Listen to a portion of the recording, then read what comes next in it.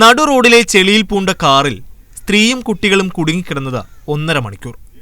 തിരുവനന്തപുരം പൗണ്ടുകടവ് മാടത്തുനട റോഡിലാണ് സംഭവം. പൗണ്ടുകടവ് സ്വദേശിനി റസിയയും 4 കുട്ടികളുമായിരുന്നു വാഹനത്തിലുണ്ടായിരുന്നത്.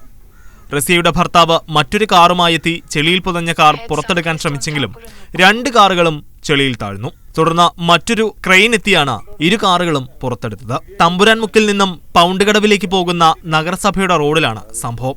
ഈ റോഡ് ഇതേ അവസ്ഥയിലായിട്ട് 1.5 വർഷം പിന്നിട്ടെന്ന് നാട്ടുകാർ പറയുന്നു.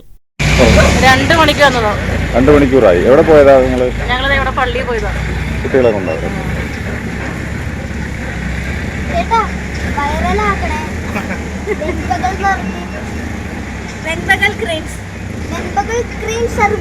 രണ്ട് കുട്ടികളുണ്ടായിരുന്നു. 4 കുട്ടികളുണ്ട്. 4 കുട്ടികളുണ്ട്. മദ്രസയിൽ. മദ്രസയിൽ.